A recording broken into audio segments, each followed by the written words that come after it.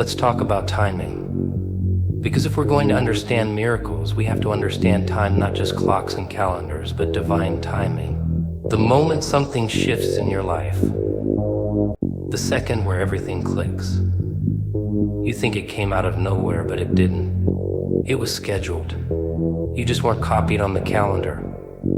Most people miss the miracle not because they don't want it, but because they don't recognize its arrival. They're waiting for fireworks, for dramatic proof.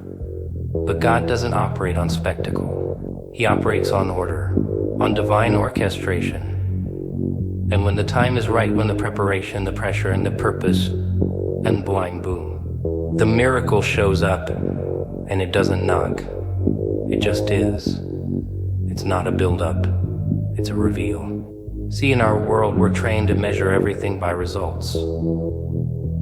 Productivity, output, success, all judged by how fast we get them. But the spiritual world doesn't care about your deadlines. It's not impressed by how many steps you took if you were heading in the wrong direction. God's timing is surgical. It's psychological. He waits until you're no longer asking if He will do it and you start asking why you needed it in the first place. That's when you're ready. That's when the door opens. Here's the part that might mess with your head. Sometimes your miracle wasn't late, it was early, but you weren't ready. You were praying from fear instead of faith. You were asking for escape, not transformation. God's not going to give you something that will crush you just because you begged for it. He doesn't reward panic, He responds to alignment, and alignment requires time. But it's not just about you. God's timing isn't isolated to your little bubble. He's moving pieces, people, systems, even your enemies in ways you can't see. Your name is being spoken in rooms you've never walked into. Conversations are happening that you'll only find out about once the miracle arrives, and you'll say, that's why it took so long. Understand this, nothing significant ever appears instantly. Even a miracle is the result of an invisible buildup. Like a tree breaking the surface of the ground, what you see in a moment took years to form underground. You only notice it once it pops up, but it's been developing long before you saw a thing. That's how God works. Quiet construction, silent progress, and then suddenly, but here's the twist. While you're waiting, you're being watched not by people, but by purpose. Purpose is asking, will you still prepare even when it feels pointless? Because most of us don't realize the miracle isn't just something we receive. It's something we have to be ready to carry. That's the part people skip. If you open the door before the foundation is strong, you'll collapse under the weight of your own blessing. That's not a miracle. That's a meltdown. So what do? You trust the delay. You don't just wait passively, you grow into readiness. You say, if I don't have it yet, that means I'm still in training. The moment you stop whining and start training, you're getting closer.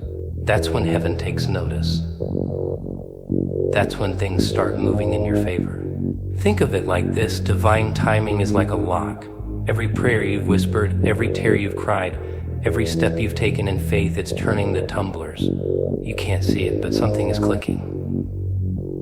And then one day, click. The lock turns, the door opens, and what you thought was being withheld was actually being protected until the right time. There is no such thing as coincidence in the kingdom. If your miracle has arrived now, it's not because God finally remembered you. It's because the time appointed has arrived, and no one, not even hell itself, can stop what has been timed by heaven. The miracle didn't show up because you earned it. It showed up because you were aligned with it. That's what God was waiting on. So if you've been asking why now, the answer is simple, because now you're ready. Reflect on that. Let it sink in. Because when heaven moves, you don't ask why, you respond. And now it's your move. Let's strip this down to the core. Faith is not a feeling. It's not a mood. It's not a warm emotion you get when the choir hits the right note or when life is behaving. Faith is a decision, a strategy, a deliberate internal stance you take against everything that tells you it's over. And the wild part, that stance, unseen, uncelebrated, is what activated your miracle. See, most people are waiting for evidence before they believe. But that's backwards. That's logic. Faith isn't logic. Faith dares logic to get in the way. Faith walks into a room full of no's and still prepares a table for a yes. And I know that sounds cute on paper, but it's ruthless in practice. Because faith doesn't just stretch you, it kills your need for control. It says, even if I can't predict it, I'll proceed. Even if I look foolish, I'll follow through. That's the kind of faith heaven responds to. You want to know why your miracle showed up. It wasn't luck. It wasn't some cosmic dice roll. It was because you didn't fold. When your mind was screaming that it was over. When life had you backed into a psychological alley and everything in you wanted to just sit down and accept your limitations, you see. Maybe barely, maybe bitter, maybe trembling, but you didn't collapse. That's faith. And that's what pulled the supernatural into your natural. Now let's go deeper. Faith isn't passive. It works. It risks. It looks like madness to people still living inside the boundaries of their fear. You applied for jobs you didn't feel qualified for. You launched ideas without full funding. You prayed with a cracked voice. You gave when your own needs weren't met. You kept speaking life over things that looked like death. And all the while the world whispered, that's unrealistic. Be reasonable. But miracles don't happen in reasonable places. They happen in unreasonable, uncomfortable, unstable seasons where faith is the only currency that still holds value. Psychologically, faith rewires the way you interpret your environment. Where someone else sees delay, you see development. Where others see failure, you see future. Faith shifts the language of your mind from reactive to revelatory. That shift, when internalized deeply, starts to produce external results. Not because faith is magic, but because faith is movement. Faith is what you do when nothing is moving. It's what keeps you training when there's no fight scheduled, what keeps you preparing when there's no confirmation. And that consistency, that silent obedience, that's what heaven honors. Philosophically, let's talk tension. Faith lives in tension, between what is and what could be, between what you feel and what you believe. It's not delusion, it's defiance. A sacred rebellion against mediocrity. When you have faith, you're not just hoping things will change, you're committing to act as if they already have this. Even if nothing around you supports that choice, that's not naive. That's the highest form of psychological warfare. You're rewriting your reality from the inside out. So when you hear God say your miracle has arrived, it's not just a delivery. It's a recognition. It's heaven saying, I saw you. I saw the faith that didn't break. I saw the belief that cost you your comfort. I saw the midnight prayers, the daily affirmations, the invisible inner work you did that no one applauded, but I saw it. And this miracle, it's the evidence. Because miracles are not random gifts, they're spiritual responses. Tailored, time triggered, not by desperation, but by devotion, not by panic, but by posture. So what do you do now? You don't shrink. You don't downplay it. You don't apologize for the blessing or hesitate to walk in it. You walk with clarity, with boldness, because the same faith that brought this miracle will be required to manage it. See, faith doesn't just attract miracles, it trains you to sustain them. Because getting something and keeping it are two different skill sets. You've got the miracle because you had the mindset. You had the faith. You were the code. The lock didn't open until your belief aligned with your breakthrough. That's what God was waiting for, not just your voice, but your agreement. And once you gave that, boom, delivery made. So here's your takeaway. Don't just thank God for the miracle, thank Him for the mindset He gave you to hold on until the miracle came. Because faith didn't just unlock the door. Faith built the house the miracle now lives in. Let's stop pretending the opposition was random. It wasn't. The delays, the detours, the moments where it felt like everything was about to break, including you, those weren't just life being difficult. That was interference, strategic, targeted resistance, the kind that shows up only when something valuable is on the other side. The enemy doesn't waste energy attacking what isn't a threat. You were hit hard, because something in you terrified hell. And I know some people get uncomfortable when we start talking about spiritual resistance. They want everything neatly categorized, psychologically explainable. But if you've lived long enough, and especially if you've carried vision, you know what it feels like to be under attack that doesn't make sense on paper. You know what it feels like to do everything right and still have everything go wrong. That's not failure. That's friction. And friction shows up when destiny is being pulled into the open. You thought you were being punished. You thought God forgot about you. But what if I told you the opposite was true? What if the warfare was actually proof that your miracle was trying to get to you, but something tried to intercept it? This is where we have to talk about interference, psychological, spiritual, even environmental. Because just like a signal can be jammed, your breakthrough can be targeted, not stolen, but delayed. There's a difference.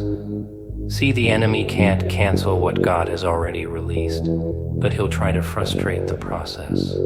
Get you so distracted, so discouraged, so emotionally exhausted that you abort your own promise. Not because it wasn't coming, but because you stopped expecting it. Here's the paradox: the resistance was never about stopping you. It was about slowing you just enough to make you quit on your own. The enemy knows he can't shut the gates of heaven, so he whispers in your ear, until you stop knocking. But not you. You kept pressing, even when your faith limped, even when you cried in secret, even when your logic screamed that it was useless. You held the line. And because of that, something shifted. God reversed it. Every delay that was meant to break you became a platform to build you. You developed spiritual stamina, psychological sharpness, emotional discernment, the kind of strength you never would have had without the fight. You stopped being a passive believer and started becoming a threat to everything that was trying to keep you small. This is the part people don't talk about. The enemy tried to block it, and God used it to train you.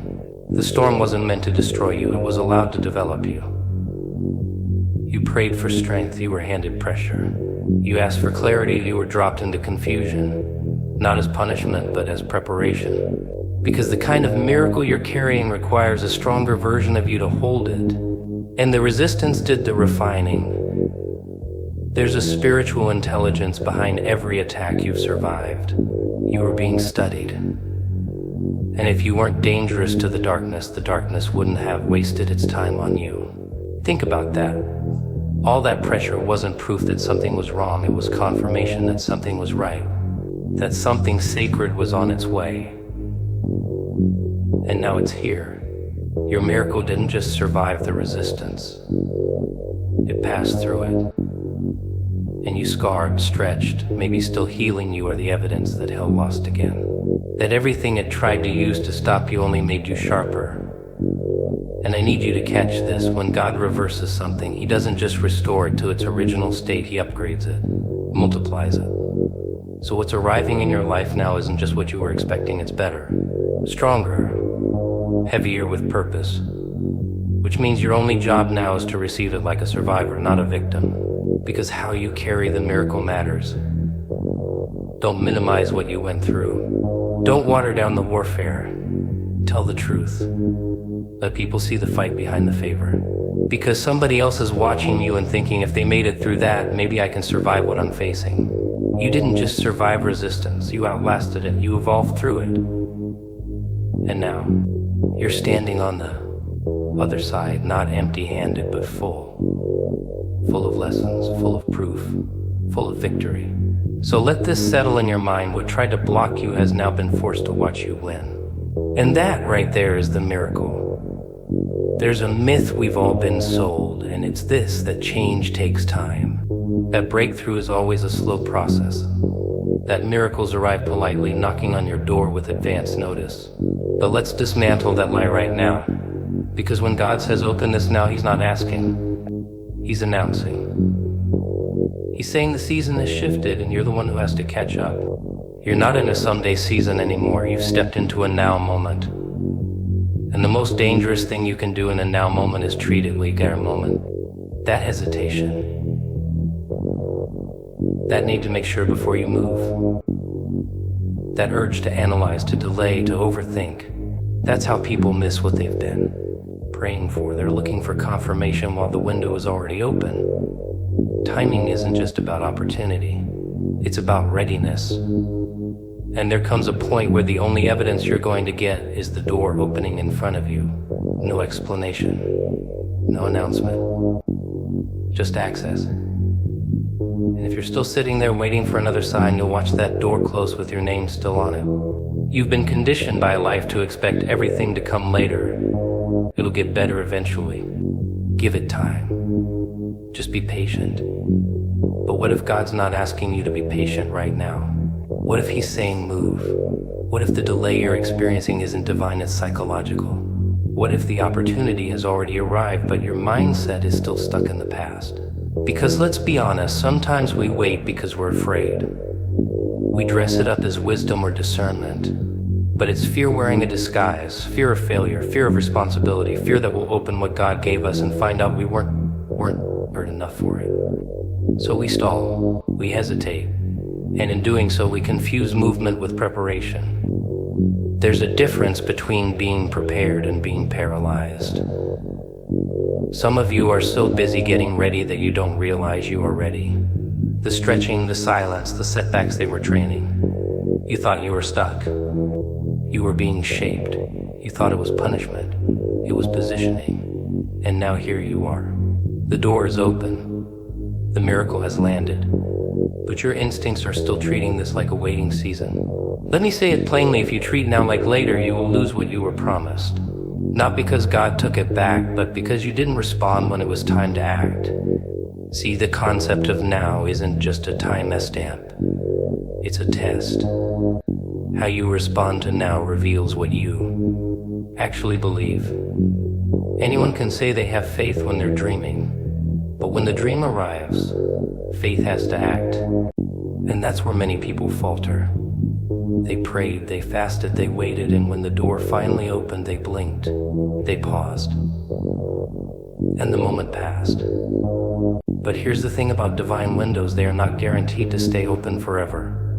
The same God who gives the opportunity will also move it if you ignore it. And that's not cruelty, that's principle. Because opportunities given too long without action become burdens instead of blessings. Let's zoom out. Psychologically, the human brain is wired to delay action under stress. It will convince you that waiting is safer, that another day won't hurt, that maybe you need more proof, more prayer, more peace before you move. But let me ask you this. How much more do you need? Haven't you already seen enough, felt enough, survived enough? The miracle isn't just about what's being delivered, it's about whether you'll receive it on time. Whether you'll stop rehearsing your trauma long enough to accept your triumph. Whether you'll stop negotiating with fear and finally say, yes, this is mine. I'm stepping through. Because this moment, it's not a suggestion, it's a shift. And you don't get to keep treating it like it's optional. You asked, you waited, you grew. Now it's here. What are you going to do with it? You've been called into the now, not the next, not the later, the now. So open it, not cautiously, not halfway. Open it like you know it's yours, like you understand the cost of missing it, like someone who's done being stuck. Let's get one thing straight. Receiving your miracle isn't the end of the journey. It's the beginning of responsibility.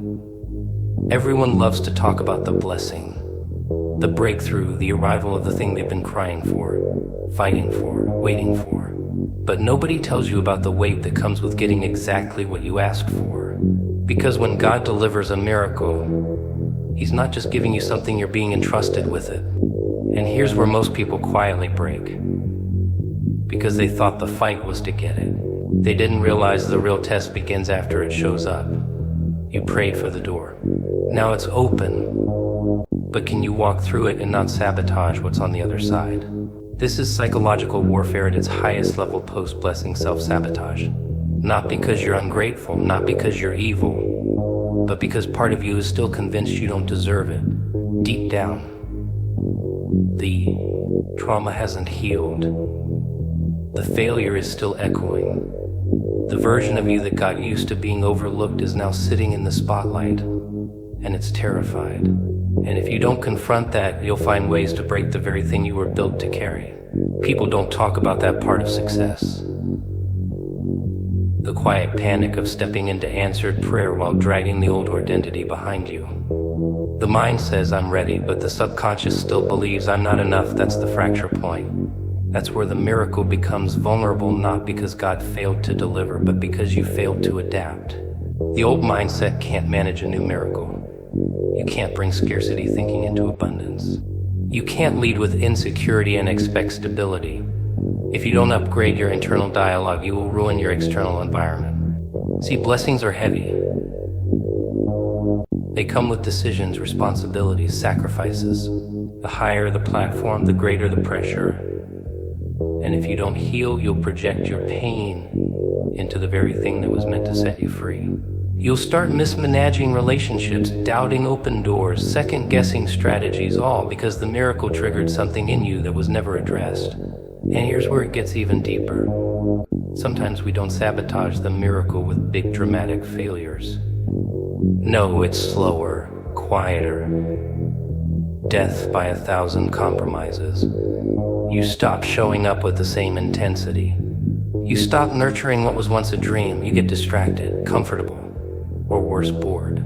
You start treating the miraculous as familiar. And once something becomes familiar, you stop protecting it. You stop honoring it. That's when decline begins.